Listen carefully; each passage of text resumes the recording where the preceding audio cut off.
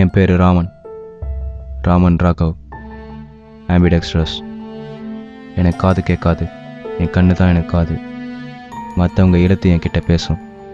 S, I am கிராஃபாலஜிஸ்ட்.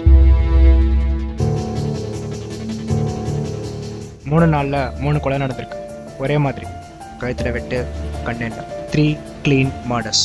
ஒவ்வொரு கொலையிலையும் killer விட்டுட்டு போகிறது இந்த டெத் நோட்ஸ் தான். This involves hand writing.